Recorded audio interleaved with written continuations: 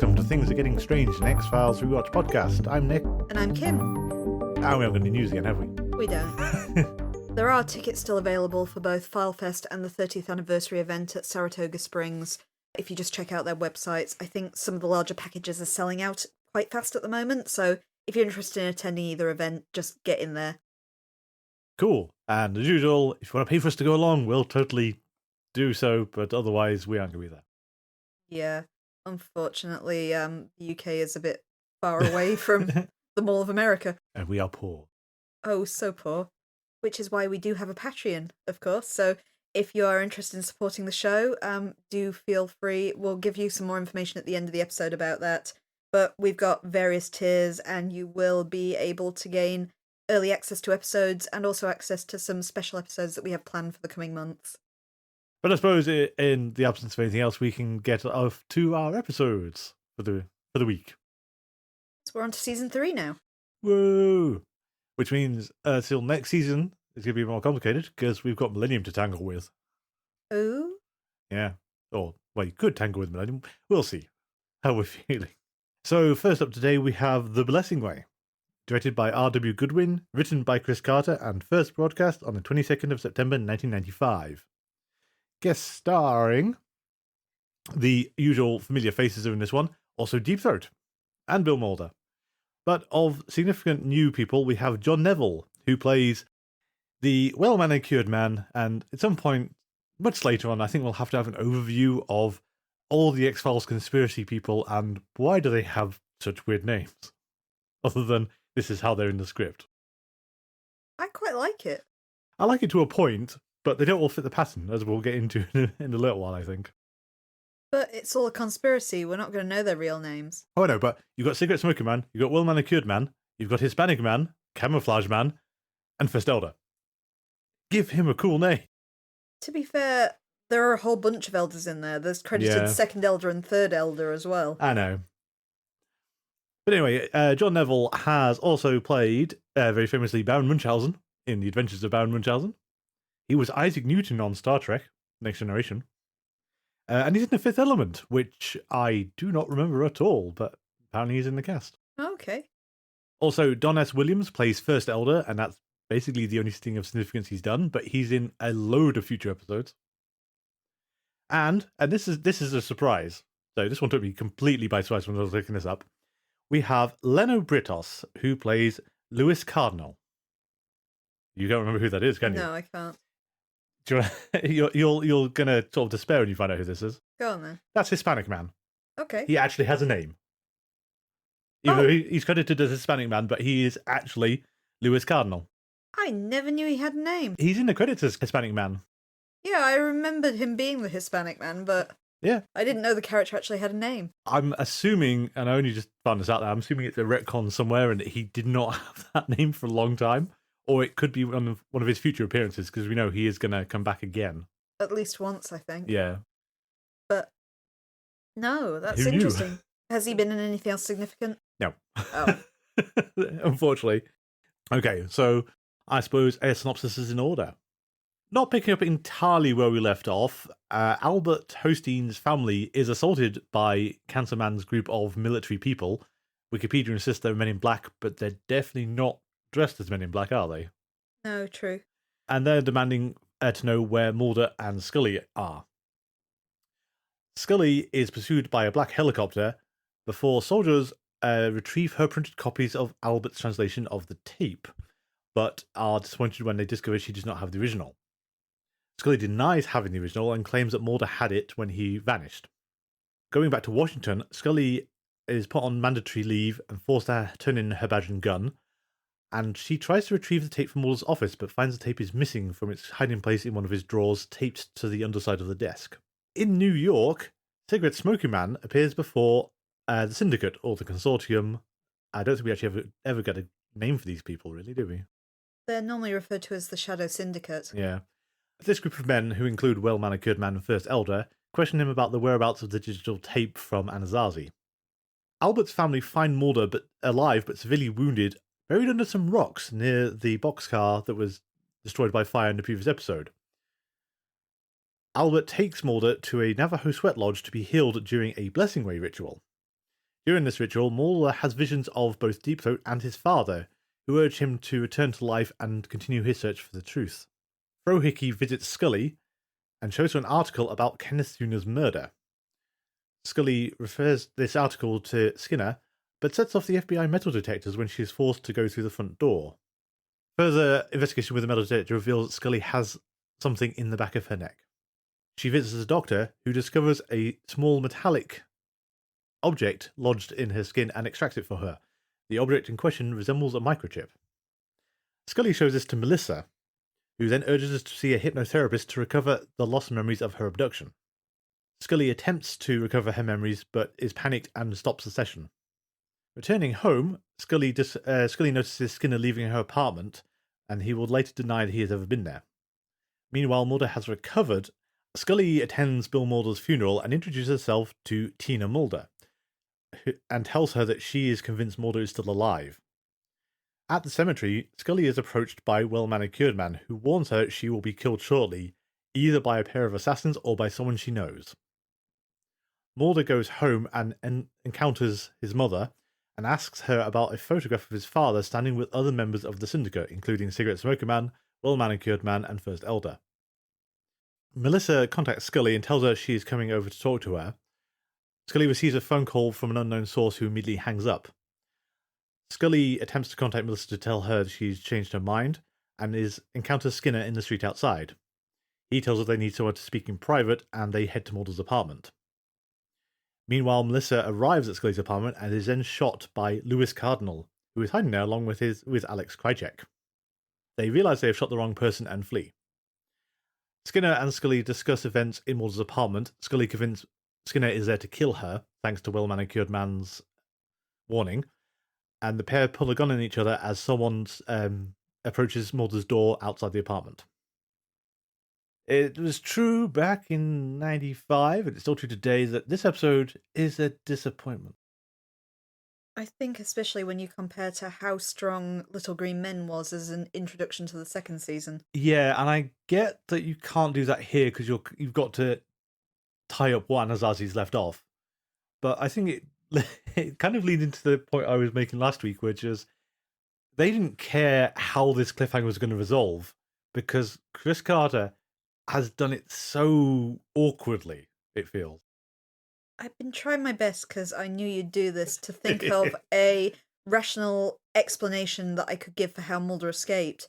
And the best I can do is he found some sort of secret compartment that led to a cave system and got out that way. I guess only to find that the mouth of the cave had collapsed and he couldn't go any further. Yeah, and I think that's part of the annoyance was that this was the thing everyone wanted to see this episode for. This is how you left the cliffhanger on Anasazi. It's how did Mulder get out of the boxcar? A locked room mystery. You're pretty sure that Mulder was not going to die, but it seemed impossible for him to escape. And we don't get any further explanation than, yeah, there was a tunnel out the boxcar that the soldiers missed.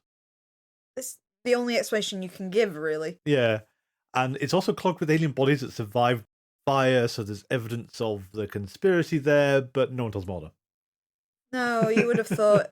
You'd mention it, wouldn't you? Yeah, and go back to get some of this evidence of the aliens that have kind of crawled their way out. I do remember watching these episodes for the first time, and the Blessing Way, I know Chris Carter is apparently very proud of this episode, but it's transparently, that's not what the audience wanted to see. We didn't want to see Mulder taken to a sweat lodge as the continuation of the story. It should be noted as well that it's not just the audience's David Duchovny who co-wrote Anasazi was disappointed by how this kind of rounded up Mulder's plot. And it's very interesting that Duchovny's absence has led to this problem coming in, because as Anasazi was described as the kitchen sink episode, and that was fine, but this episode, it feels like it got hung up on the wrong thing, because the Navajo stuff wasn't what was compelling about Anasazi. I mentioned this in Anasazi as well, is that some critics at the time, and I agree with it, is the Navajo stuff is so clumsy. It's just fetishizing, essentially, Native American culture as this mystical thing, which we see really, really well embodied in the Blessing Way chant. This sort of summoning of the holy peoples who will heal Mulder in this kind of spectral realm. This is absolute magic. Yes. In there, and it's ridiculous. It's just kind of pandering to this belief of Native American people as being some kind of having these mystical powers. Yeah, and also, it's not only does the special effects look kind of lousy, because this is some of the most obvious green screen work the X-Files has had to date, but I feel as well, it's the fact that you've got Deep Throat manifesting in a full suit. He looks so out of place as an illusion.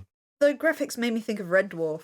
Yes. I couldn't get beyond these kind of Red Dwarf level graphics it had, which is acceptable in Red Dwarf because it's kind of a low-budget sci-fi comedy. Well, yeah, and it all looks like that, though. This isn't notably an absence for Red Dwarf. This is about on par with everything else they've ever done. True. Whereas in the X-Files, it looks so jarring. It looks like almost it's parodying itself. Yeah. But no, it's all deadly serious. As Mulder is floating on a bed in the stars with these shadowy shapes kind of forming around him. Yeah. But it's also, you get the impression that Chris Carter was trying to, again, it comes back to Chris Carter's trying to pump the brakes on reveals. As far as we know, you're literally talking to Deep Throat and Bill Mulder at this point in time, who could absolutely tell you all kinds of things. And they do not. Not one word about what was going on. I know Mulder gets the train car vision straight after that, which then thoroughly confuses what was going on there, and Paperclip will resolve it a little bit, but we don't know what the things in train car are anymore in Blessing Way. They seem to be speaking English, but they're being gassed, and they... But it's weird, though, that Deep Throat shows them a vision which doesn't help, because it's the whole, oh, they're being gassed. Cool. Not sure that's really a reveal there, though. Again, when you argue them talking in English, this is what I said in the last episode as well of These Are People. Well, I know, and we might have an answer for that, but that's kind of odd with Colony. Anyway, we'll get to that in a minute. But anyway, so for Blessing Way, not what we wanted, and... To counteract you hating on everything as usual, I think that it's only Mulder's half of the plot that I have a problem with. Absolutely, yeah. Scully's stuff is a lot stronger and seems to be advancing stuff, because we've got... She has an implant. She's been abducted and she's got an implant. That's interesting. You also have her making direct contact with the Syndicate, which Mulder has not done. Yes. Or rather, the Syndicate making direct contact with Scully, with Well-Manicured Man approaching her at the funeral. Yeah. There's an air of classiness to Well-Manicured Man that the rest of them don't have. Because Cigarette Smoking Man is very much a, the shady background operator, and First Elder looks like a mafia thug. I feel that unlike Cigarette Smoking Man, who we commented last time is, if he's talking, he's lying at all times, there's an air of truth to what Well-Manicured Man says. He may not be being truthful, time will tell, but he just seems more inherently trustworthy. Yeah, and... But in this one, where he approaches Scully and he gives her a warning, and what he said proves almost immediately to be absolutely correct. Yeah. So you've got the whole that when a character does tell you the truth like this, it's going to make it harder to tell when they are actually lying. I did kind of want to just sort of shake Scully towards the end of the episode when she's saying, you've been saying to kill me. They said it would be a person I know come to kill me. Yes, he said, or two assassins, Scully. I thought immediately she's hit that she can't trust Skinner, and that's understandable because of his ties to the Cancer Man. But at the same time, the first person to call her is Melissa, saying, "Hey, Scully, I'm a person you know, and I'm coming right round." Yep. Oh, yes, my sister, come along. It's not like I've just been told that someone I know will assassinate me or anything. And you've got to imagine that's an inadvertent thing they've done twice, because we made the same point about One Breath. Yeah. Because both times you're going to be visiting someone else, going to come to your apartment and try and murder you. Yeah, both times Melissa has shown up instead. Only this seems to be Melissa on the way out. Yes, unfortunately, as she is mistaken for Scully and shot at the end of the episode. All 3 episodes you get. Kind of disappointing, especially as we noted previously that there were early ideas to kind of make her a paramour for Mulder. Yeah, I think it's very clear that we're going to more or less give up on that now. We're just going to have the will they won't they thing for a while longer. It's kind of a shame in a way, because she hits on regression hypnosis so fast in this episode, which is exactly what Mulder does as well. They're made for each other. Yeah, oh yeah. She actually, Mulder was in a bad place when they met, but basically she is his female equivalent.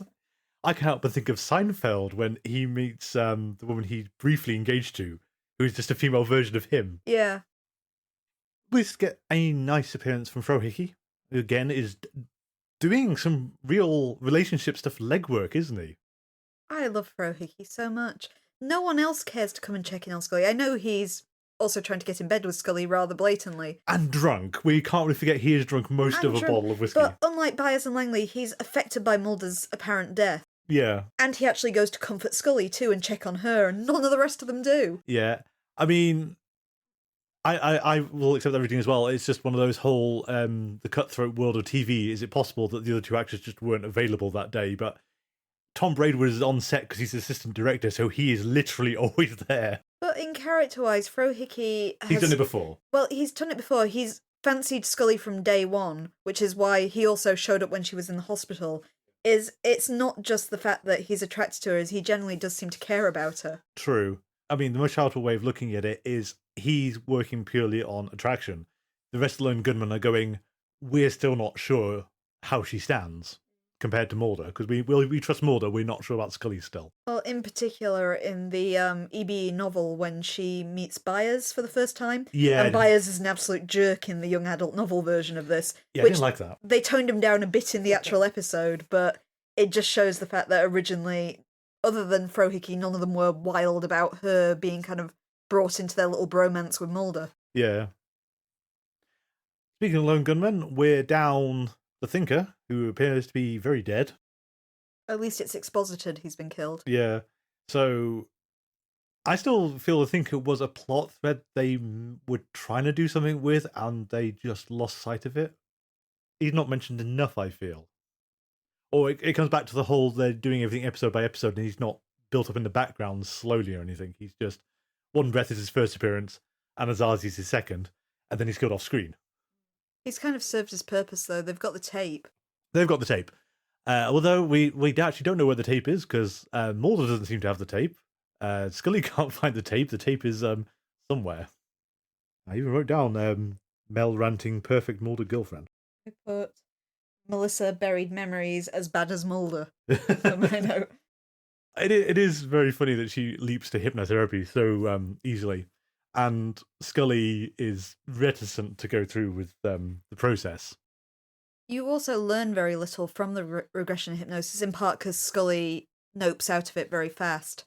But what you kind of hear from Scully can be read two ways. It sounds like an alien abduction, but at the same time, it sounds like she's also could potentially be surrounded by people she knows or even FBI. Yeah, it's decidedly unclear, and I'm guessing a deliberate ambiguity for whatever we're doing. We've got pounding in her ears, men, loud sounds, the fact that she trusted them not to hurt her, which infers the fact that it's people and not aliens. Yeah. I have realised, of course, why the scholarship like this episode. It's Meet the Parents. Scully's introduced herself to Tina Mulder.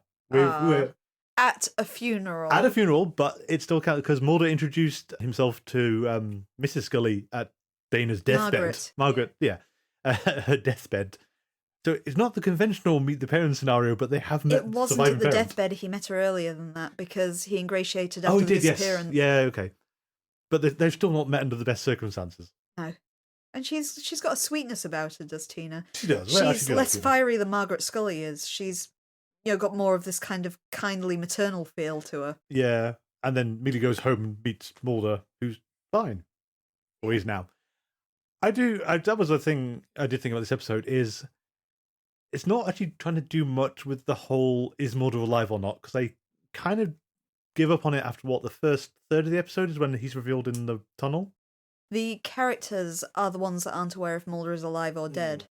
But with the audience aren't aware for a bit. They hold off, but not for very long. No, well, the episode's got to keep moving to get through this blessing way bit. It made me lose the will to go on somewhat. Well, yeah, it's just not a good... You need to get Mulder back moving again, though. You can't labour on with this lengthy, mystical healing sequence. And they even give him sunflower seeds. He'd been crying out for them and not like his family or Scully or even Cancer Man or anything like that. Yeah, anything that means Krychek's like, I must live on so I can murder Krychek, that kind of thing. Vengeance is fine, that would work. In terms of, though, plot shifts, I do feel the photograph, as much as it becomes a focus in Paperclip, is a slightly awkward transition in its case of how long you've been rooting through your dad's house before you've turned this up. It's a really convenient photograph as well, especially as Bill Mulder doesn't have anything to do with and has tried to kind of erase his history with the Syndicate. Yeah. To have this photo that's at least half the people in it are significant characters who are still active in the Syndicate. I do object to that as well, though, that Mulder doesn't offer any commentary on who else is in the photo. You, the audience, see it, and well, there's Deep Throat, there's Cancer Man, there's Well-Manicured Man, there's First Elder, and there's some other people. And Mulder doesn't say, wait a minute, I know 3 of these people. He just says, oh, who are these people with Dad? You know who some of them are. But unnecessary, and you can buy it in a way because we don't know exactly how the Blessing Way ritual works, and if these are ghosts or if these are visions conjured up by Mulder's mind that can't tell him anything else.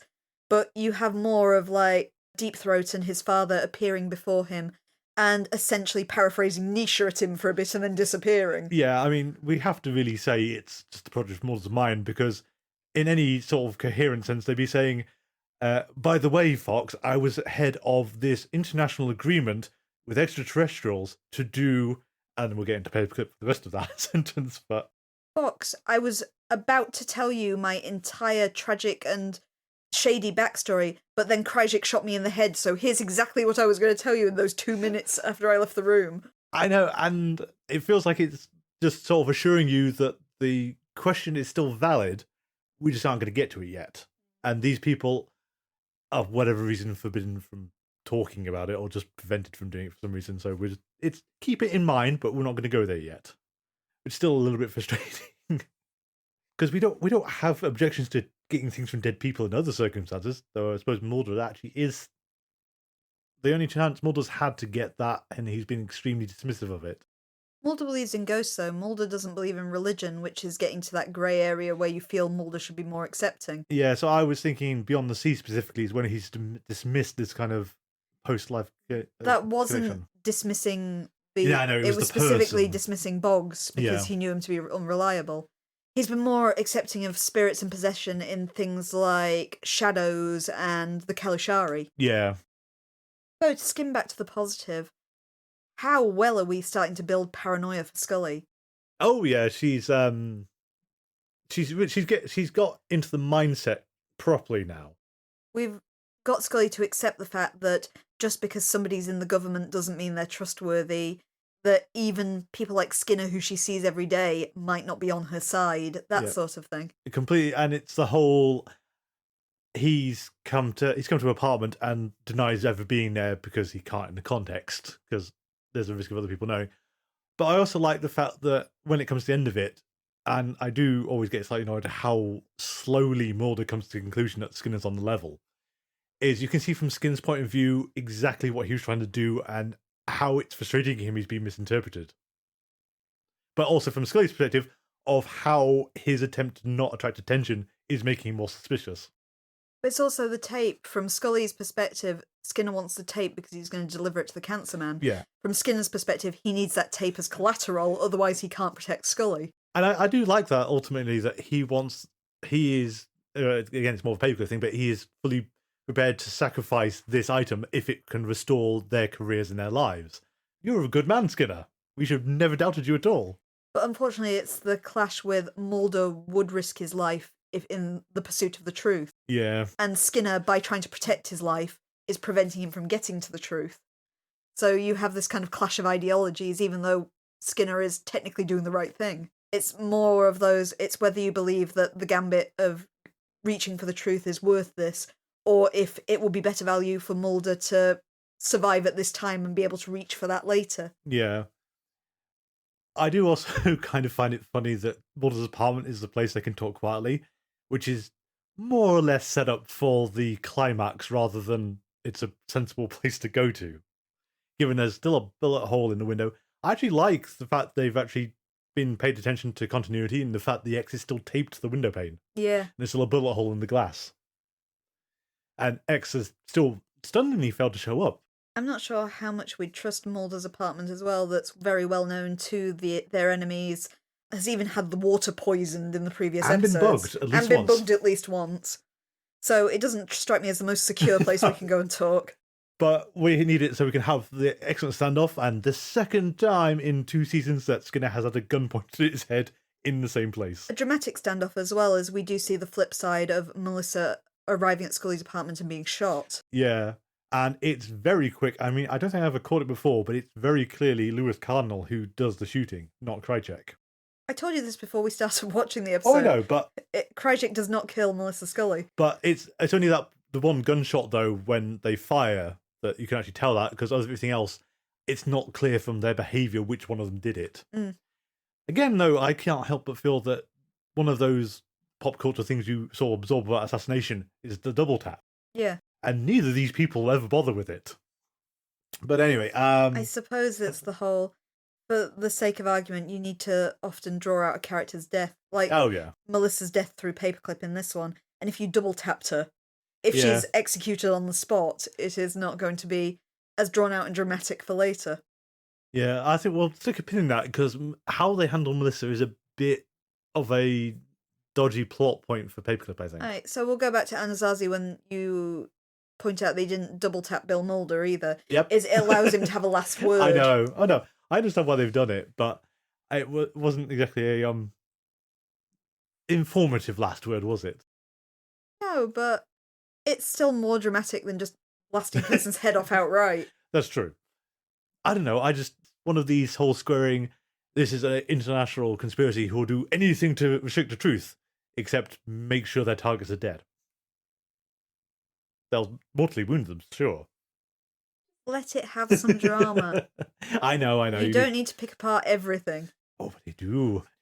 So we should possibly talk about Tina Mulder's memory of photographs.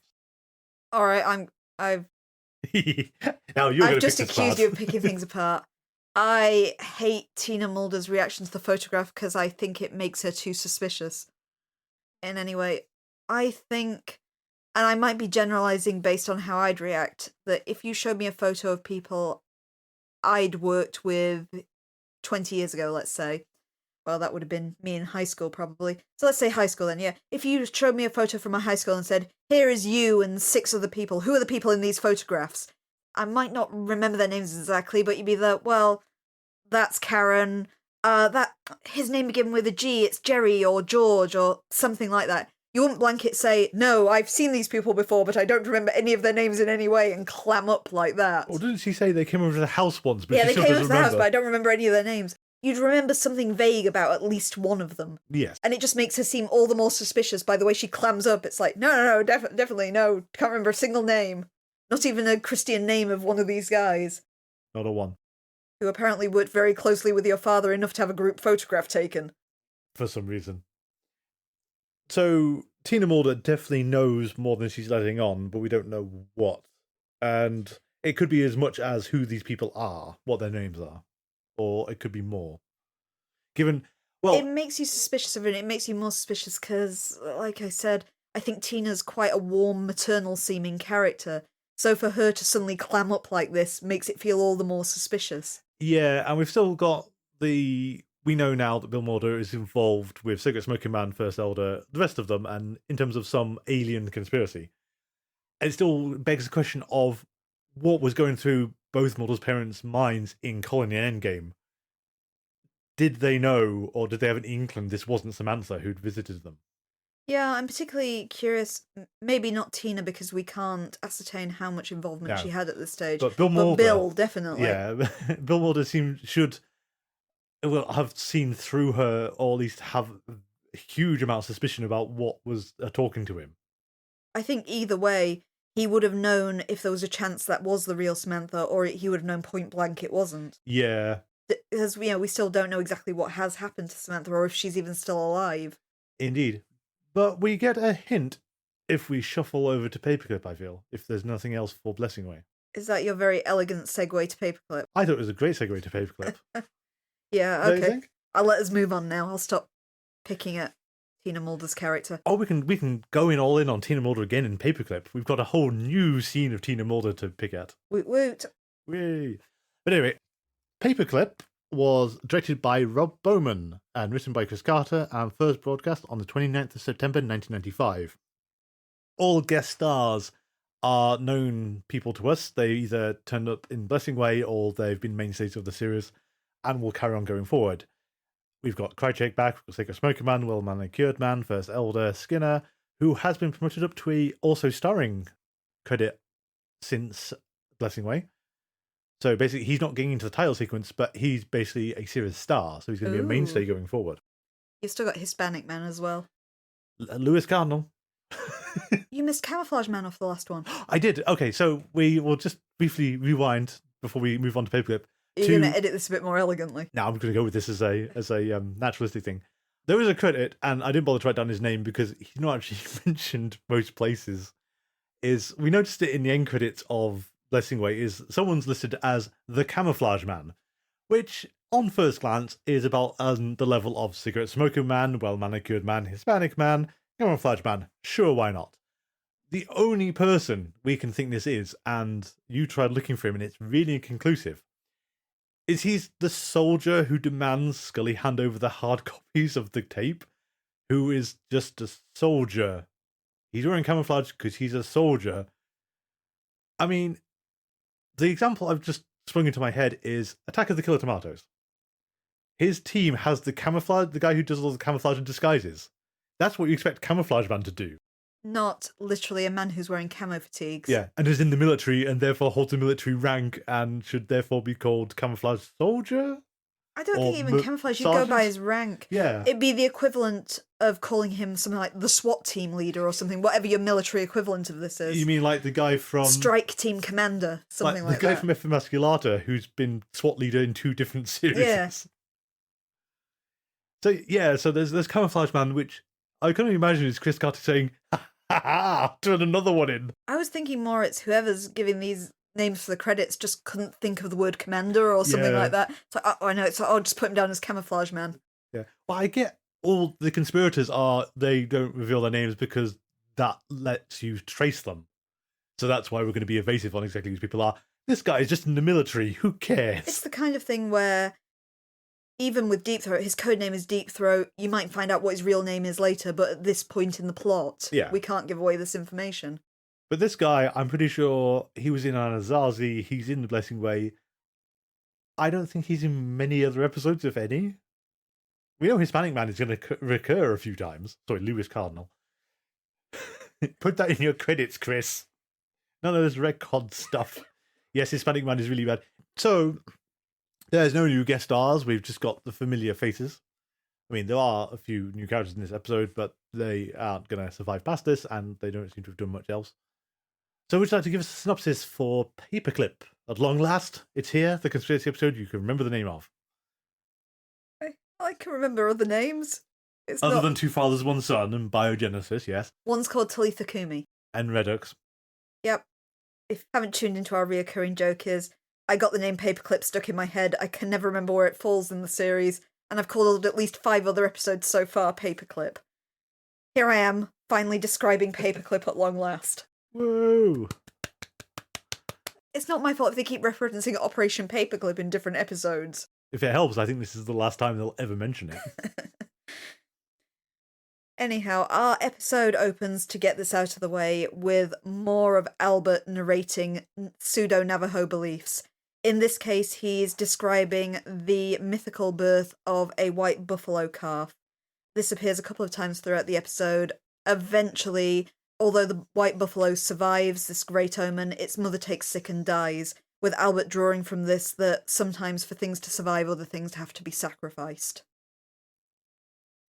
After this, we continue from our previous episode cliffhanger, with Scully and Skinner holding each other at gunpoint as Mulder, who was the person outside of the apartment, bursts in with his gun drawn. This forces Skinner to put his gun down. Mulder demands that Skinner surrenders the digital tape, but Skinner insists on keeping it, saying that it's the only leverage they have if they want to expose the conspiracy. Mulder and Scully visit the lone gunman to show them the old photo of Bill Mulder, Smoky Man the Deep Throat, and the various other syndicate members. Byers also recognises a man called Victor Klemper in the back of the photograph. He was a notorious Nazi scientist. He was brought to the United States under Operation Paperclip, but while in Germany was responsible for a number of horrible tests on Jewish people, likened to Joseph Mengele. Frohike also arrives and is overjoyed to see that Mulder is alive, embracing him warmly. Unfortunately, Frohike comes with bad news. He has heard about Melissa Scully's condition and makes Scully aware of this. However, Mulder persuades Scully not to visit her in the hospital, pointing out that now Scully could be targeted. We see the cigarette-smoking man being brought in front of the syndicate. They are absolutely furious that cigarette-smoking man's crack hit team of the Hispanic Man and Kryjik have managed to shoot the wrong Scully. They demand that cigarette-smoking man hands them the tape. Cigarette-smoking man bluffs that he does have this, however he doesn't have it on his person and will bring it to them the following day. In the meantime, Mulder and Scully visit Klemper. He is reluctant to give them any information about the syndicate and the other people in the photographs. However, he does identify the fact that it is taken at a mining facility in West Virginia called Strughold. After the agents leave, Klemper calls the Well-Manicured Man to inform him that Mulder is alive. This news causes the syndicate to mistrust the cigarette-smoking man, who has been lying to them up to now, claiming that he killed Mulder. As Scully cannot attend the hospital under Mulder's instructions, she instead sends Albert to sit with Margaret. We see also that there is a man in a business suit loitering nearby Melissa, which is somewhat suspect. Mulder and Scully head to the mining facility. They use the code for Napier's Constant, which is what was given to them by Klemper, and this unlocks one of the large reinforced doors that are inside the otherwise abandoned facility. Inside, they discover a huge complex spanning down the mine shafts that's absolutely filled with filing cabinets. All of these are dated by birth year and contain medical records, which includes smallpox vaccinations and tissue samples. Mulder manages to find his sister's file and learns that the file has been relabeled. It was originally meant for him. They also manage to find Scully's file, which also has recent tissue samples attached to it, inferring the fact that her abduction was actually caused by these people. In the meantime, the cigarette-smoking man corners Skinner in his office, and Skinner reveals that he might have found the digital tape. This agitates the cigarette-smoking man. He insists that he will not make deals with Skinner, and very, very bluntly threatens his life. Mulder heads outside the mining facility, having heard a noise, and witnesses a huge UFO flying overhead. Meanwhile, inside, Scully drops her flashlight and is left mostly in the dark as these small beings run past her, which look obviously alien to the viewer. As the UFO leaves and cars full of more armed CIA operatives arrive, both agents are forced to escape and meet with Skinner in a nearby diner. Skinner wants their agreement that he can turn over the tape in exchange for their reinstatement and their lives. Mulder initially objects to this, believing that finding the truth is the most important thing. However, he gives Scully the option, realising the fact that he's also dragging her into this. Scully agrees that Skinner can hand over the tape, however, will only allow him to do so when Mulder gives the go-ahead to actually enact the handover. Skinner heads over to check on Melissa in hospital, and Holstein tells him about the man in the suit who's been hanging around. Skinner chases this man into a stairwell where he is attacked and badly beaten by both the Hispanic man and Kryjik. They beat him unconscious and they steal the tape. Shortly after, Kryjik narrowly manages to escape in his life when a car bomb is detonated in his car, evidently intending to take out the tape with or without him attached to it. Subsequently, he calls up the cigarette-smoking man and informs him that he still has the tape. He will make its contents public if anyone tries to come after him. The cigarette-smoking man lies to the rest of the syndicate once again, telling them that Scully's would-be assassin has been killed in the car bombing and the tape has also been destroyed. Mulder and Scully return to talk to Klemper in his greenhouse. They find that Klemper has recently and very suddenly passed away. However, the well-manicured man is waiting for them there. He admits that he knows Mulder's father, and he explains that he helped gather genetic data for a post-apocalyptic identification. This data was also used by Klemper, who had been working on alien-human hybrids. It's also revealed that Samantha was taken to ensure Bill Mulder's silence after he learned of the experiment and tried to leave the syndicate.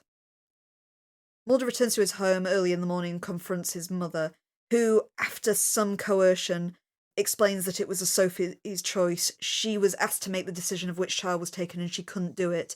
Therefore, Bill Mulder was the one who chose Samantha over Fox. Meanwhile, at the FBI headquarters, Skinner once again meets and tries to make a deal with the cigarette-smoking man about the tape. However, the cigarette-smoking man knows that he is bluffing because, of course, he knows Kryjik has this. Skinner wheels out Albert Holstein, who reveals that through the oral tradition of their people, has memorized everything that was on the tape and told 20 other random Navajo men who have also memorized it. This means that if Mulder and Scully are ever harmed, the contents of the tape will go public and the cigarette smoking man will have no way of preventing this. Mulder meets with Scully at the hospital. Scully has finally been able to go and visit her sister, however, has learnt that Melissa died a few hours previously while in surgery. Mulder tells Scully that he believes that they do still have the truth and that it is hidden somewhere in the X-Files. Scully tells him that she's heard the truth now. That's not what she wants anymore. She wants the answers. Thank you. I do think Scully should have a stronger reaction to being told the truth is in the X-Files. Okay, so Mulder, you've sent us to New Mexico and made us run around the entire place for a digital tape, and the answer is in your office? Screw you, Mulder, I quit. I was actually going to head off with, Fox, it's 2 a.m. What? Don't ask me about the choice your father made me make 30 years ago. Can this not wait till morning? So, Bill Mulder should have definitely known if Samantha showed up in Colony.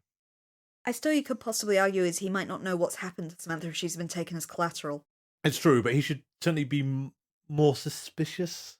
That she's suddenly rocked up out of nowhere when she's been taken by these people. Yeah, as I think Well-Manicured Man says she was insurance. Hmm. It's very curious, of course, that he was perfectly willing to hand Mulder over at some point, apparently. Oh, that's the implication we've got. And, yeah. It's something we can never know because we can't ask Mulder at what point did you decide Samantha had to be the one who was taken. I've just got visions of Arrested Development style conversation now. I value all my children equally. I don't care for Mulder. I don't care for Samantha. Yep, Samantha, apparently. I don't care for Samantha. Oh, cold people, these. I know, I don't appreciate him waking Tina up at 2:30 in the morning to ask her this.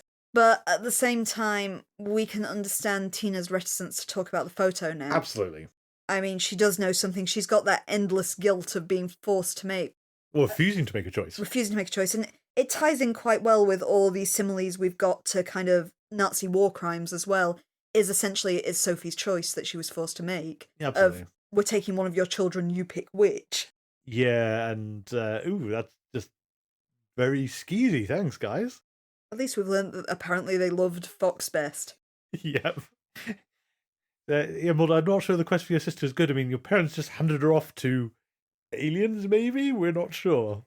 Government. We know government. I think we can safely say it's the government that have taken Samantha at this stage because it's all tying into this work now that we know is on alien-human hybrids, which also casts light into what was in the boxcar. Yeah, and also connects back to Colony because that's what they were doing. I do think the interesting narrative quirk with that reveal, though, is Well-Manicured Man refuses to point blank say it. He just mentions hybrid orchids, and Mulder makes the intuitive leap from that. I think with what Well-Manicured Man's saying is we've got the truth sandwich here is it's like when you play two truths and a lie with someone, is it's harder to spot the lie if you sandwich it in truths. Yeah, and also Klemper did call him, "You're the most evil man I've ever met." And this is apparently coming from someone who's analogous with the Joseph Mengele. Yeah, and also he mentioned something about lies, didn't he? Klemper accused Well-Manicured Man of lying previously. So apparently, the Syndicate apparently just, I don't know how they trust each other. It's a case of, oh, Cancerman was lying about the tape. What a surprise. But to get to there's an infamous problem with the episode, which, as far as well, was made at the time, and you can't get round it, annoyingly, is the digital tape. This unhackable digital tape. The uncopyable digital tape. So, when this episode aired, I was actually going to give that a little bit of leeway, because on Amigas at the time, you could make discs that were not uncopyable, but extremely difficult to do it. These were copy protection mechanisms at the time that did exist to make things difficult to copy. So I could almost buy that. I don't think there was always a way around them, so they weren't very resilient. But the bigger problem is Skinner tried to print the tape out, apparently, and it wouldn't let him do that. So we have two problems here. The Thinker, again, what was he doing? Because he wanted to disseminate the information out. He's not going to put restrictions on what you do with it. So that's a little bit suspicious. But the other problem is the printouts. given that, oh, you can't print it out. So what did Scully give to the Navajo lady in Anasazi? What's Albert been working off of? What did the soldiers take in the Blessing Way? Because they took the hard copy. They explicitly say this is the hard copy. Where's the data tape?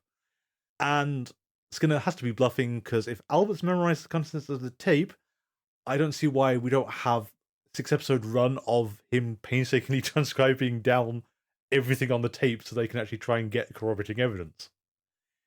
I think basically they needed to dispense with the tape, and they had written themselves into a corner.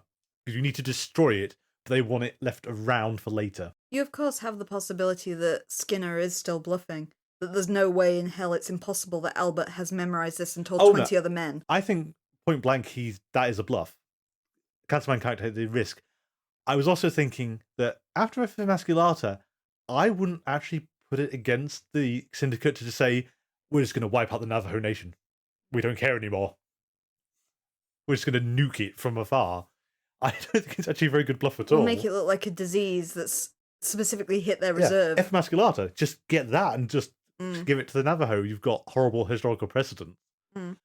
But I don't believe for a second Albert knows the contents of that tape, despite that contradicting what Anasazi said. So I think they argue the fact that this isn't just one reservation, that these people are spread across half a dozen states or something. But I don't get the impression... I get the impression the Syndicate would have the power to eliminate these people if it needed to. If this is an international secrecy project that you must protect with lethal force, they are not going to care how it's going to look. They're going to wipe out the people who know it. Still, relatively speaking, a small thing they could do. It's not like saying, I have disseminated this knowledge to everybody in Canada. Yeah.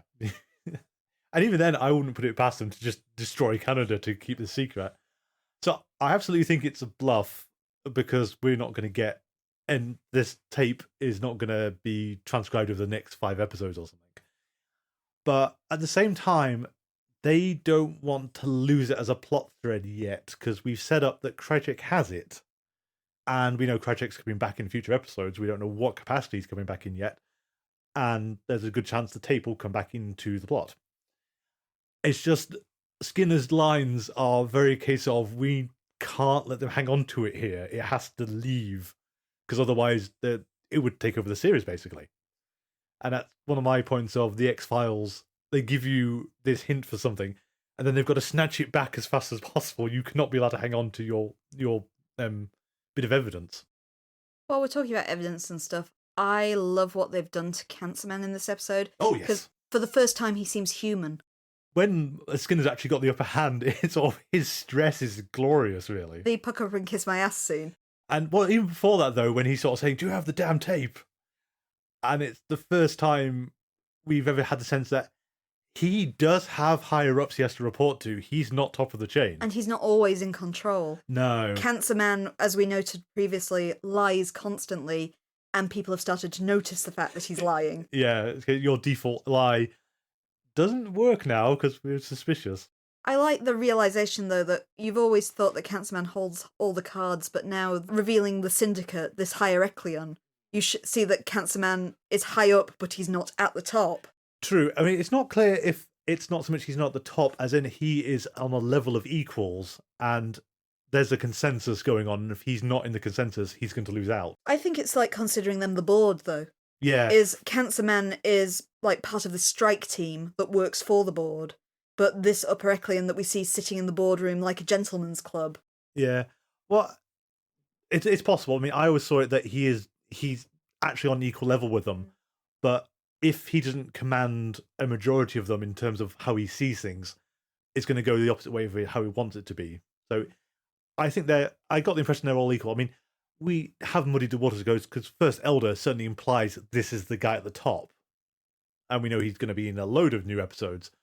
But whether he actually can command things, we don't know. It's with Well-Manicured not being an elder as well makes you wonder exactly how their structure works. Yeah. Because First Elder infers that he's the top man. Yeah. But Well-Manicured one seems to be the more eloquent, the one that's actually going out there.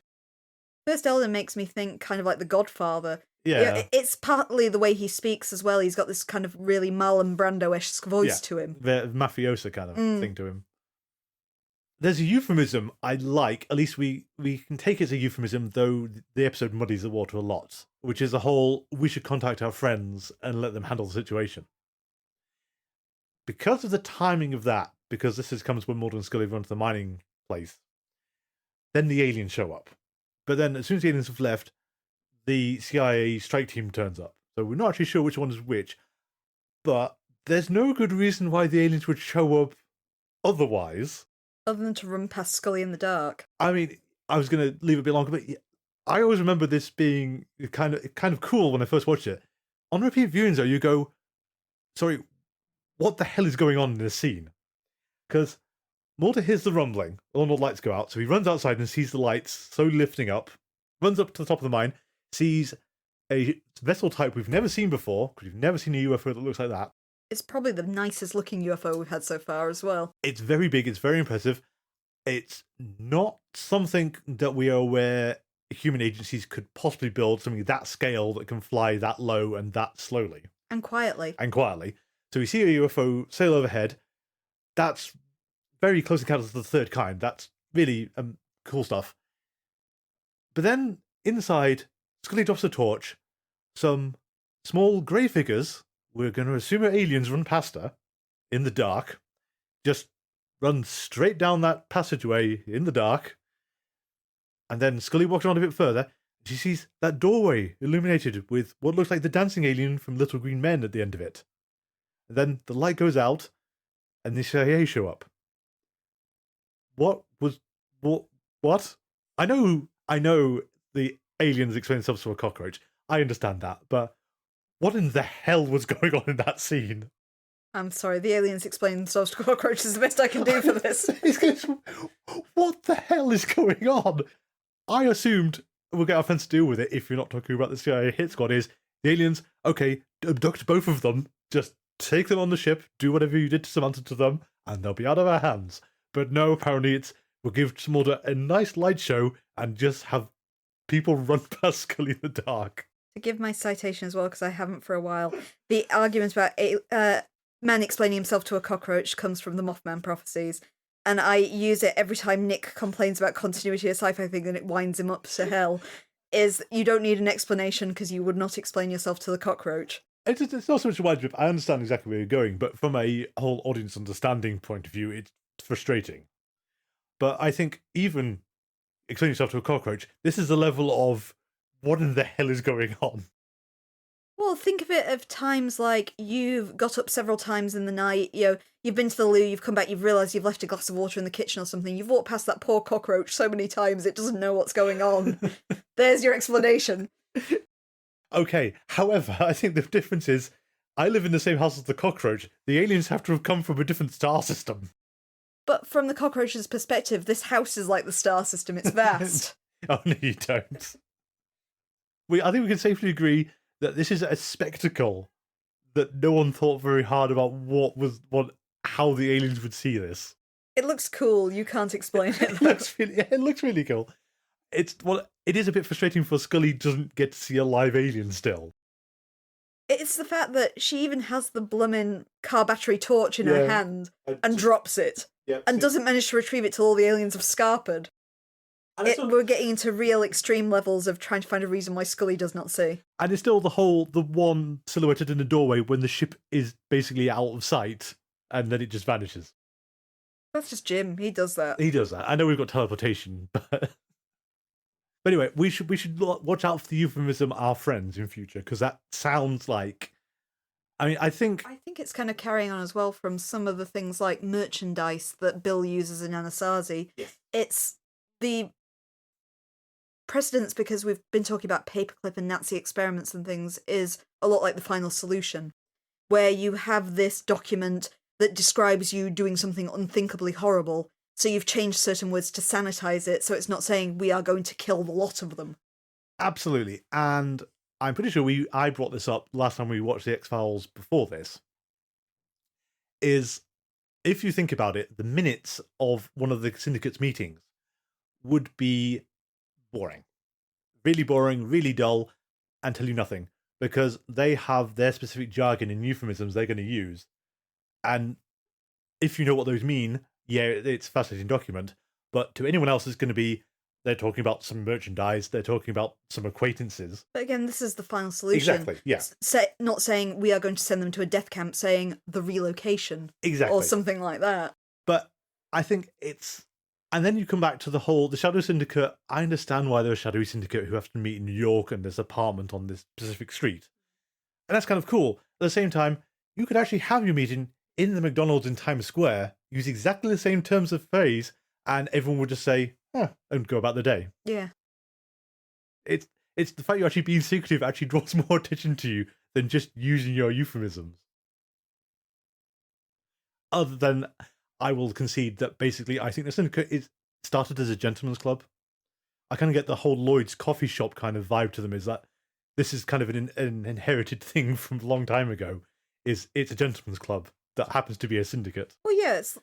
Because they've got the guy answering the phone and they've got all the whiskey everywhere. It's mentioning Lloyd's of London as well, as that's how Lloyd's operates through syndicates, is the whole idea of it was a coffee shop where people would go that was down on the docks, and eventually marine insurance came from it because these businessmen started doing business insuring the boats because this is where the sailors drank. And from a coffee shop, it became a gentleman's club, became a massive marketplace insurance broker. So you've got that similar idea here with this gentleman's club that we call the syndicate in there, inferring that they're all people from different agencies bringing different things in, forming one group of people. Who are engaged in something shady they don't want people to know about. It's interesting as well, Well-Manicured Man has given us our first confirmation, if we can trust him, our first confirmation to actually hook Roswell into everything else. Yes, he specifically mentions the fact that they recovered a ship and a body. Yes, and previously Deep Throat was the only time we really touched on Roswell. But you know Deep Throat is linked because of the photograph as well. Exactly. We know it's all tied back together. And so we know... We still have his significant words back in Deep Throat of they've been here a very long time. And the hybrids seem to sort of support this and whatever else is going on in the conspiracy. You don't know about yet? Through what Well-Manicured Man says, as far as you can trust it, you are starting to get a clearer idea of what the Syndicate are doing. I mean, we've got the ties of the Roswell UFO, the body they found, the ship, so you've got that technology that we've seen from Deep Throat onwards, building the ships. We've got the involvement of the Nazi scientists like Klemper that they've got through Operation Paperclip. So you've got this idea of these people who were experimenting on Jewish people because they wanted to make their perfect soldiers that we're now bringing onto the alien hybridization. And we've got the indication that they need to do this because there is likely to be some kind of apocalyptic event, though we don't know what that means. I think in a kind of moral stance, I think one objection to the episode would be validating the Nazi science is really poor taste, given that generally don't encourage that kind of thing. But we're not validating it. It's all hinging on the nature of this apocalyptic event, but the Syndicate are still the bad guys. Oh, yeah, absolutely. I mean, you've got this idea of assuming that the dead bodies we found in the boxcar are something to do with these experiments on humans. That's a lot of dead bodies. Oh, yeah. This is not what nice scientists do. I was meaning in terms of that it actually worked at all. Which I also noted, there are readings into this episode that kind of talk about this and how X-Files has viewed science to this point on a whole, is that Scully is the only nice scientist. Absolutely, yeah. Is when we're seeing the rest, we're seeing the reasons why in modern times people distrust scientists, because it's the idea of playing God and experimenting on people and doing these terrible Joseph Mengele-ish things that gives science bad rep. Yeah. But this is the counterpart to Scully that we're seeing through it, whereas Scully's our nice scientist who's using her knowledge for good to try and help people. You have reminded me, though, of a problem. I'm going to pick at your cockroach thing again. Can't pick at the cockroach thing, it's infallible. Oh, it is. However, there's a problem, though, isn't there? Go on, what's your problem? So, if we are taking that, when First Elder says we should contact our friends, and we're not talking about just CIA assassins, we're talking about the UFO, because otherwise we don't know why it shows up, because that's like the literal only plausible reason why it could be there. Then you ask questions of, why did you send both teams in? Because that seems like overkill. Humanity has a way of talking to aliens. There has to be some level of communication there. We're making the assumption that that's what First Elder means, Yeah. of course. If that holds, humanity has a way of talking to these things. Or at least summoning them. Or at least some of them. But we also do know, well, I suppose actually I think we're getting into an interesting issue with the X-Files here, is that types of aliens are starting to separate out, and it's actually very difficult to bind them all together. Because, of course, we can talk to aliens. We've got Colin Endgame. We've literally talked to the alien bounty hunter. You've also had indications that people can speak to them if we trust people like Dwayne Barry. Exactly. Because he mentioned the fact that they could communicate telepathically. Yeah. So, the whole explain themselves to cockroaches, they absolutely could explain themselves to us. But as we said in Dwayne Barry, they won't. They won't. They don't care. They're still on that higher level to you. Yeah. But it's very curious if we take that interpretation of what First Elder says, that, and I don't want to envisage it like this, but it's hard not to, they have the red telephone with like an alien head on it, so they can just pick it up and that'll signal them to the ship. It might be like the bat signal. They just kind of have a picture of Mulder they fire at the sky at this stage. Absolutely. But I think it's one of these, it's a great, in terms of drama, it's great portentous stuff. It's, if you stop and think about it, you're going to go, no, wait a minute, how do they signal the aliens? How long is the response time? Is there ever a time when aliens say, sorry, we can't do it today, is next week okay? And then I ask the question of, where are they lurking? Are they in Area 51 at the moment? Are they on the moon? Are they under the water?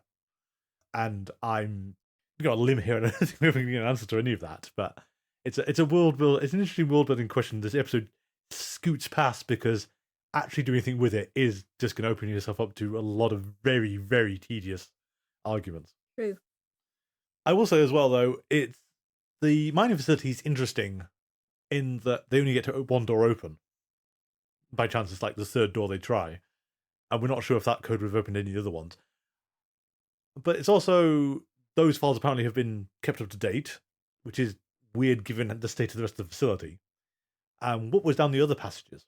Do you know my interesting trivia for those doors as well? Go on it. They get Napier's constant wrong.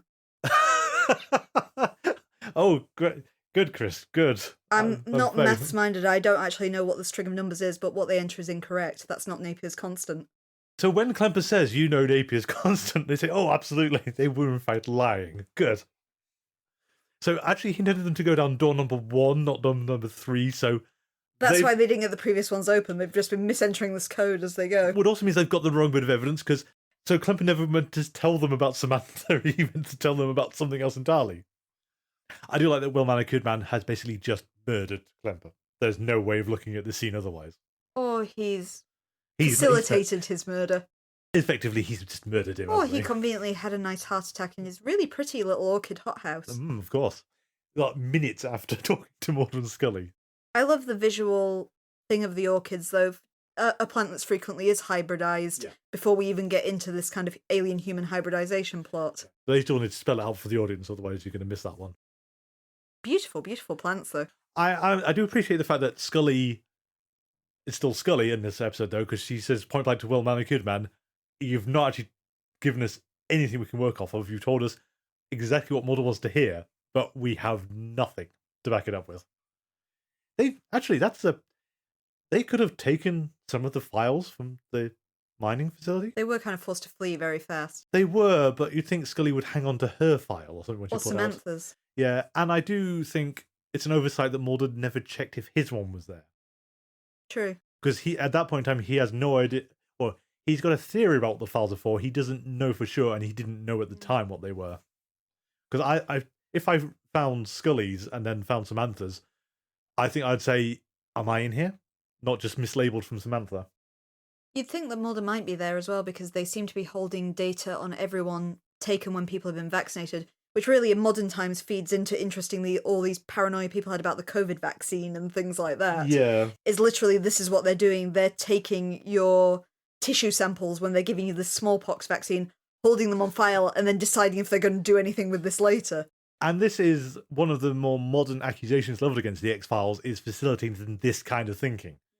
And in the 90s, it wasn't so bad because the conspiracy was sci-fi mumbo-jumbo and this kind of grand, implausible conspiracy that required too many people at too many levels of government. And nowadays, when we've just had a widespread, very publicised vaccination program that people were deeply suspicious of. Yeah, and I don't think you can blame the X-Files entirely, but it's impossible to ignore that the X-Files produced this whole wave of this kind of fiction at the time, because Dark Skies and other things came out as a result of the X-Files, and all the more sinister alien abduction movies and TV shows and government conspiracies. It's hard not to connect it all back to this, and case of, did the X-Files kind of ruin things by its very existence? And it's an awkward question. I think you had conspiracy theorists before the X-Files, and would have them without it. It's just, I remember the X-Files led to a whole new interest in conspiracy theories, though, because things like JFK blew up around the same time, because the JFK film, which is one of the more publicly known conspiracy things, was 1991, so that's only 2 years prior to the X-Files.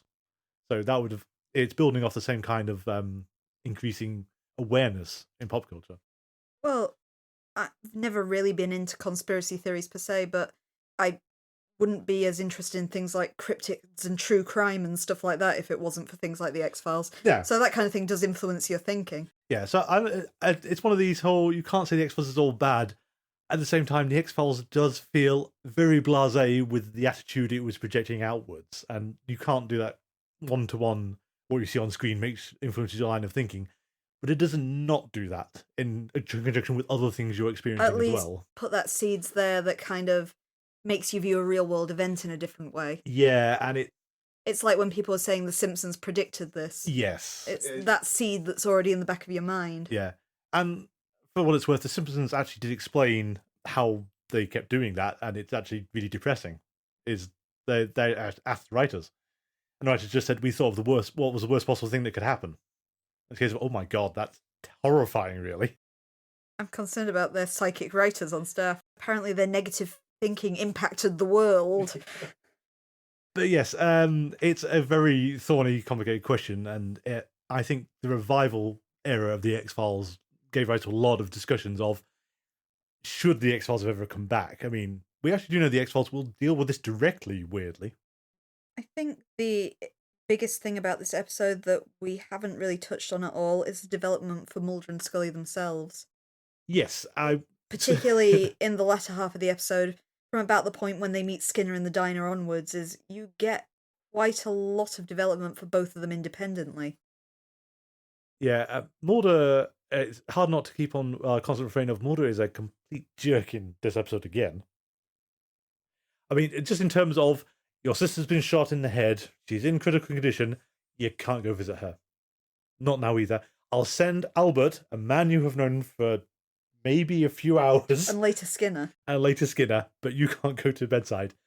And I think the validation of Mulder is annoying because, yeah, okay, he is right, but that's still cruel as anything. It's Mulder clinging to the truth as well, which you see with the loaded question in the end when Mulder makes it Scully's decision about whether they hand over the tape. Yeah, that's unfair. But it's his tone of voice when he does it. It's not that I'll make it Scully's decision. It's the I make it Scully's decision, but she better go this way that I am particularly thinking. He doesn't want to give up the tape, and he thinks that Scully should follow his mode of thinking. But Scully is human. Well, it's also interesting that Scully makes the same point that we did a while back, in that Mulder can only exist as he is because he's in the FBI and he's got his level of access. And she makes the point of, if we lose all that, we're going to be in a far worse state, constantly on the run, if you have this tape, which you can't read. Let us not go back that you need someone to translate this for you, Mulder. Scully also makes the interesting point with Mulder is Mulder cites the 3 truths that he wants in the episode. Mulder's 3 truths are, why did they kill my father? What did they do with Samantha? And what did they do to Scully? And Scully quite rightly points out the fact that those answers are absolutely meaningless to anyone other than Mulder. Is that Mulder is not going for this global truth. The things Mulder wants are actually incredibly selfish, and I think that helps feed Scully's decision in the end to give up the tape. It's the whole, Mulder is not got some grand plan, he's going for these really specific answers to him, and screw that, my sister's dying and my mother is alone with her. Exactly. I mean, I think we made that, we went on a lot of tangent on this. Was it F. Emasculata? When it was the realization that Mulder doesn't care that you can prove anything. He just wants to know. And that is going to lead him into trouble. And at core, it's for all Mulder says, oh, there's a conspiracy people need to know. In actuality, he needs to know. Yeah. It's this maddening thought about my sister was taken in front of me and I need to know where she is that's just fed his entire adult life. And it's absolutely fine for him to want to find out, but the collateral damage he is incurring doing so is getting high. Given that Bill Mulder and Melissa have both died in this pursuit of the truth as just basically bystanders.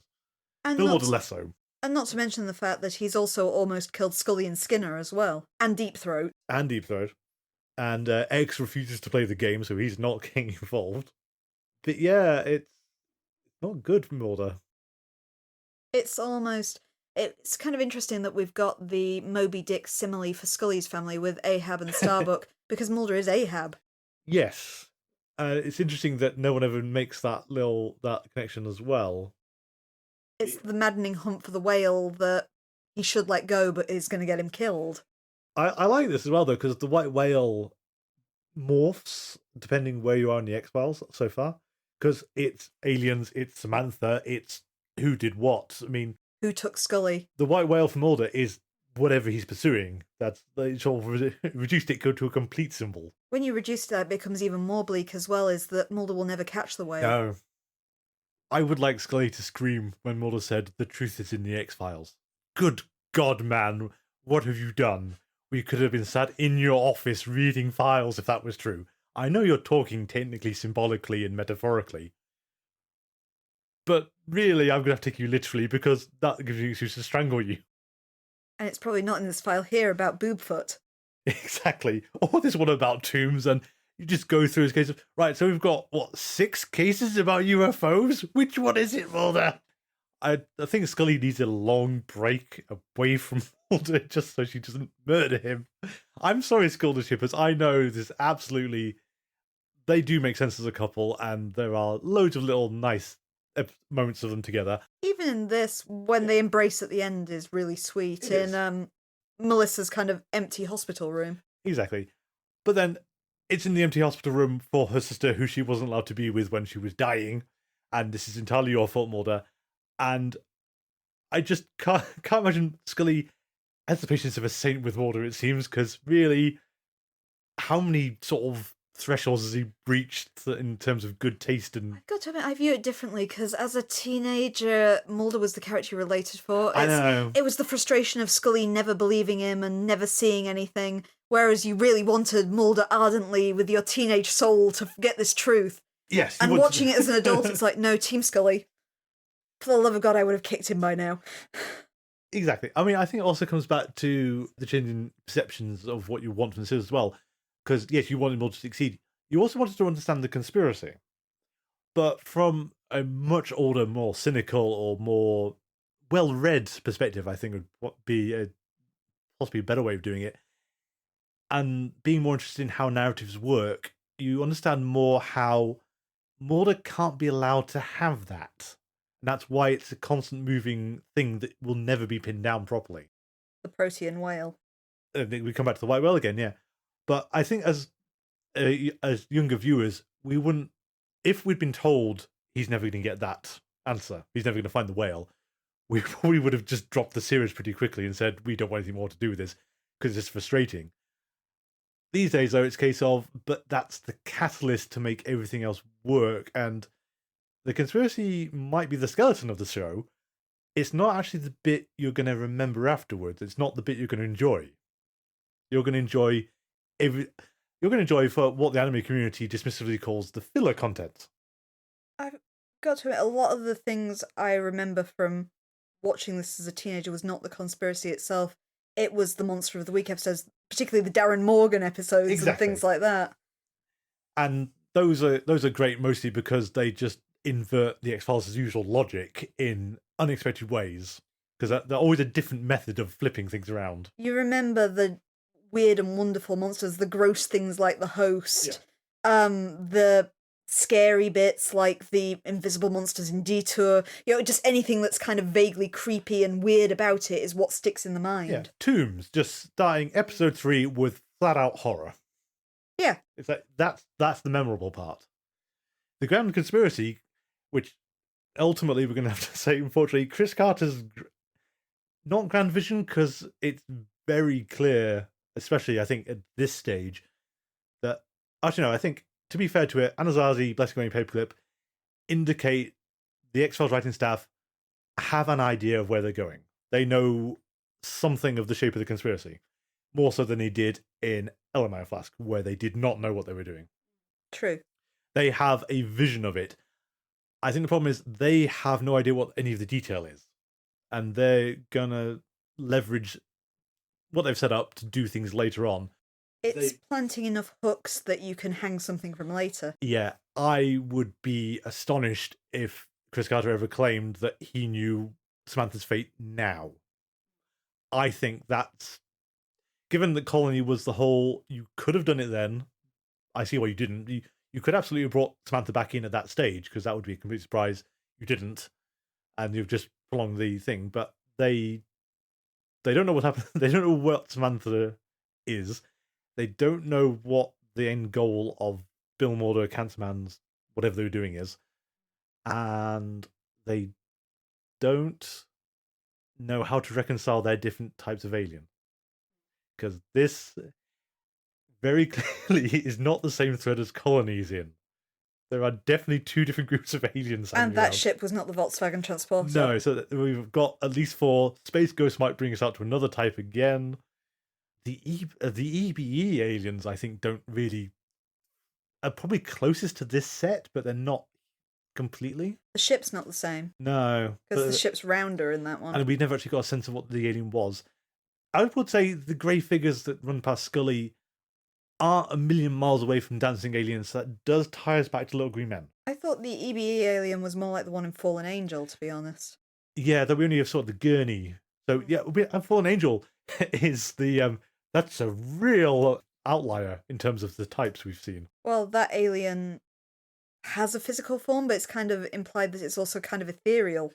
Yeah, and we've also got little wormy things. Oh, like our ice aliens. Yeah, which they are are aliens, yeah. I think that's something to watch out for, is are we actually going to get a convergence of aliens, or are we going to have to deal with the 7 different types of aliens that are hanging around Earth?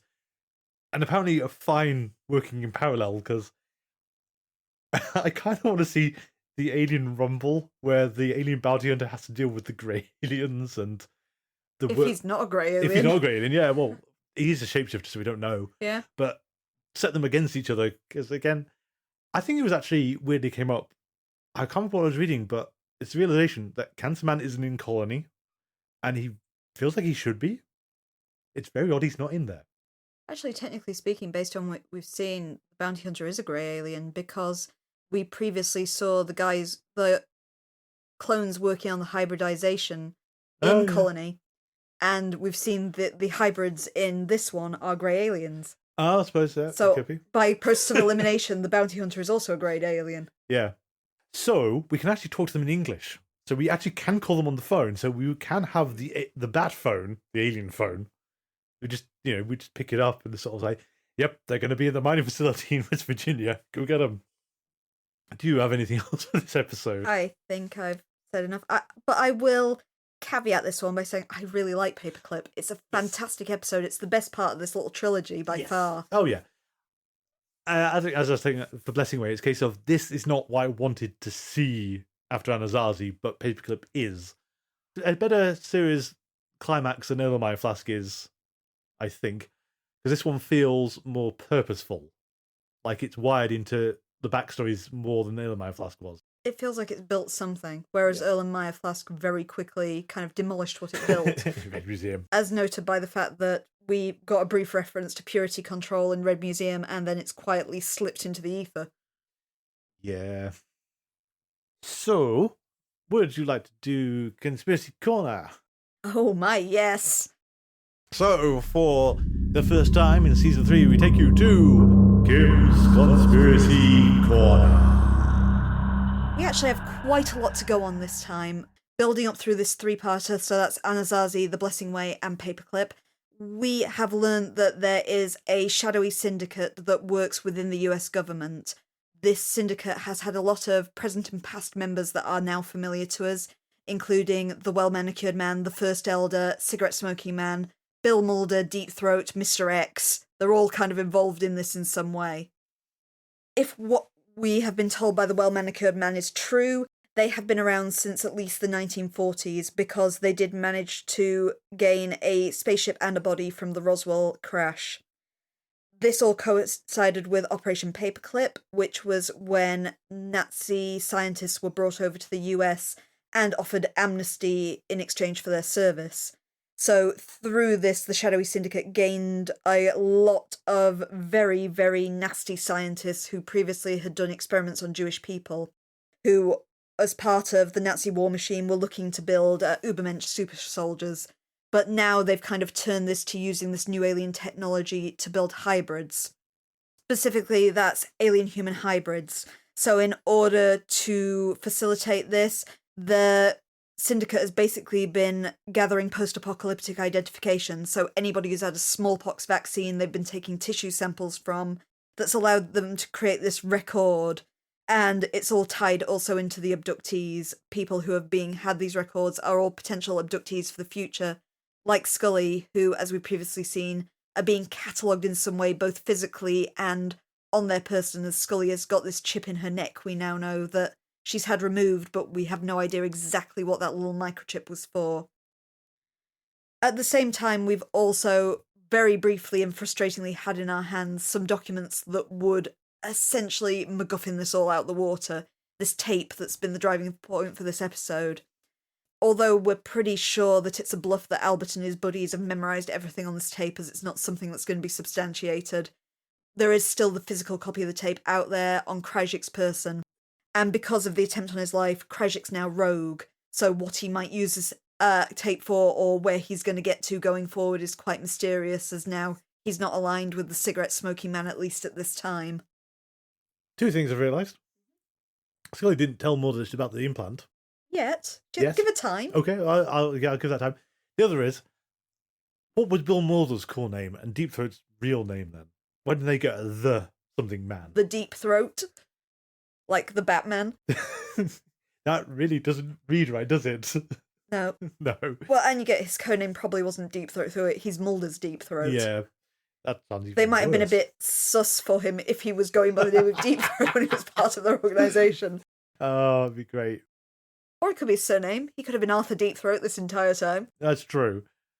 I like the fact they have got this consistent name, but it's one of these that's clear for the audience because internally they don't not use these names.